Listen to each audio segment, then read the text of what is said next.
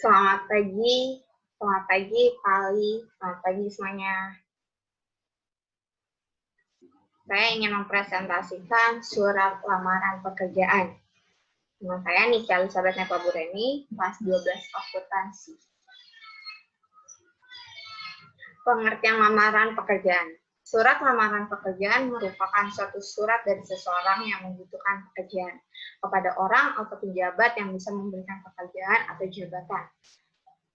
Melalui surat lamaran ini, biasanya si pelamar meminta supaya ia diberikan pekerjaan atau sebuah jabatan di suatu perusahaan.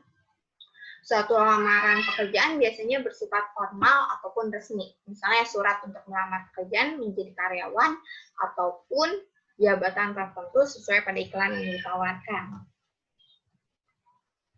Demikian juga ada fungsinya dari surat lamaran pekerjaan. Satu, sebagai tanda tertulis atau resmi pengajuan permohonan pekerjaan. Biasanya permohonan tersebut statusnya resmi dan tentu akan langsung diterima sebagai pemohon dan mempertimbangkan dalam menerima pelamar tersebut. Dua, sebagai alat komunikasi di mana dalam surat lamaran pekerjaan biasanya terlampir apa aja sih yang harus diserahkan ke perusahaan seperti data identitas dari si pelamar tersebut. Ketiga, sebagai bahan pertimbangan. Bahan pertimbangan itu merupakan kebutuhan yang untuk melakukan sebuah pertimbangan bagi perusahaannya. Menerima pelamar dengan tepat, mengisi pekerjaan yang dibutuhkan dari perusahaan tersebut. Ciri-ciri surat lamaran kerja, yang pertama, tempat dan tanggal. Biasanya tempat dan tanggal itu ditempatkan di pojok kanan atau atas tanpa titik di atas karena bukan suatu kalimat. Contohnya, Bandung, 28 Agustus 2018. Yang kedua, lampiran dan perihal. Contoh, lampiran 1 lembar, perihalnya lamaran kerja. Ketiga, alamat surat. Contohnya, yang terformat Manajer Sukses Mandiri, Jalan Muhammad Yamin, nomor 02, Bandung. Biasanya kalau di alamat surat, itu tidak menggunakan kata-kata kepada. Alamat yang disarankan tidak dari 3 baris. Cirinya, 4, salam pembuka. Salam pembuka itu contoh setelah hormat, titik-titik dengan hormat berdasarkan kata dengan hormat sebaiknya dapat dijadikan satu dengan kalimat selanjutnya dilanjutkan, walaupun diganti baris seperti biasa juga dapat digunakan. Yang kelima, online pembuka. Dalam online pembuka, sebaiknya harus menggunakan bahasa yang baik dan sopan, serta membuat instansi yang membacanya tidak tersinggung. 6. Isi. Isi itu terdapat juga sebagai identitas si pelamarnya. Dia di situ menjelaskan apa identitasnya. Contohnya seperti yang saya tampilkan, nama Zianzah Sahara, tempat tanggal lahir Bandung 4 Oktober 1090, pendidikan terakhirnya sarjana sistem informatika, alamat Dukuh Turi, Bumi Ayu, Brebes 52273. Maksud dan tujuan merupakan suatu keterangan tentang alasan pengirim atau pelamar pekerjaan menulis surat tersebut. Menyatakan lamaran, biasanya di situ dia menyatakan lamarannya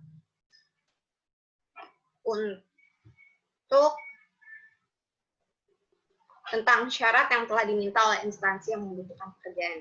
Maka sang pelamar harus memenuhi lampiran yang diminta tersebut. Contohnya, perusahaan tersebut meminta pertama, fotokopi ijazah yang telah dilegalisir, yang kedua, fotokopi kartu penduduk, ketiga, foto ukuran 3x4 2 lembar. 7. Penutup. Dalam penutup, kita harus menunjukkan keantusiasan kita dalam suatu pekerjaan yang kita tuju.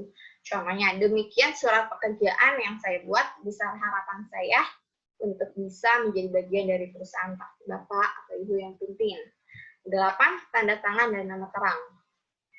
Tanda tangan ini berada di pojok bawah kanan bawah surat, kemudian di bawahnya ditulis nama lengkap Anda. Dengan contoh, hormat saya, Niki.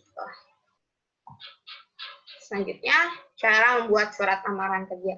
Yang pertama, yang perlu kita perhatikan, menggunakan bahasa yang baik dan benar.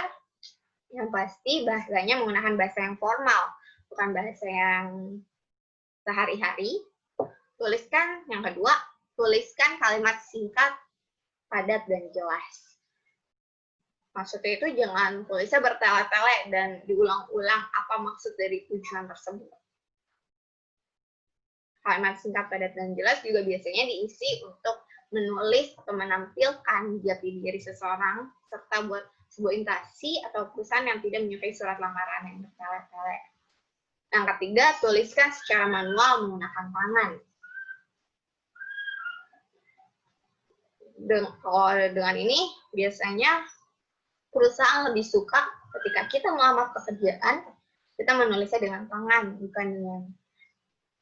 Karena di situ mendapatkan sebuah nilai, atau dilihat bagaimana pribadi kita. Yang keempat, perhatikan kebersihan suatu surat lamaran kerja. Di sini diminta untuk jangan sampai ada coretan atau bekas menghapus dalam surat lamaran kerja. Karena itu kayak juga baik sih. Yang seterusnya, isi secara jelas data diri dan suatu informasi tentang diri Anda. Di sini tampilkan dokumen-dokumen pendukung seperti daftar riwayat hidup, fotokopi identitas diri, serta dokumen yang menjadi persyaratan dari perusahaan tersebut. Selanjutnya, juga bisa membawa atau mempunyai sertifikat pendukung yang bisa menambah nilai plus Anda saat di perusahaan tersebut. Selanjutnya, struktur surat lamaran kerja. Nah, sini seperti yang sudah ada strukturnya, sama dengan ciri-ciri ya, hampir sama. Yang pertama, tempat dan tanggal pembuatan surat. Yang kedua, lampiran. Ketiga, hal. Keempat, alamat surat. 5, salam pembuka. 6, anggaran pembuka. 7, anggaran isi. 8, anggaran penutup. Salam penutup. Dan tanda tangan dan nama terang. Jenis-jenis surat lamaran kerja. Jenis-jenis surat lamaran pekerjaan berikut. Surat lamaran pekerjaan dibagi menjadi 2. Yang pertama, surat lamaran pekerja dapat digabungkan dengan riwayat hidup atau kurikulum vitae. Dalam riwayat hidup ini termasuk dalam isi surat, karena isinya berupa gabungan. Cara ini disebut dengan model gabungan. Sedangkan surat lamaran yang dipisahkan dari sebuah riwayat hidup merupakan suatu lampiran, dan cara ini disebut model terpisah.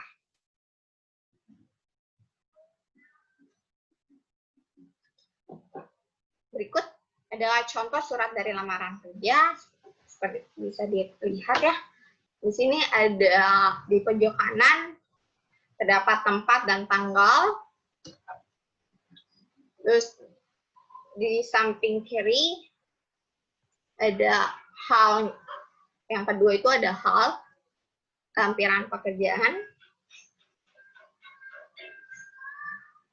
Yang ketiga, dengan hormat. Dengan hormat itu masuk menjadi salam pembukanya ya. Terus yang kelima juga ada tuh. 6, ada identitas ya. Muhammad Anas Taufik. Terus 7, penutupnya juga ada fotokopi jasa terakhir 1 lembar, dan fotokopi tanda penduduk juga ada, dan di bawah pojok kanan terdapat tanda tangan dan nama orangnya. Demikian yang bisa saya presentasikan. Terima kasih.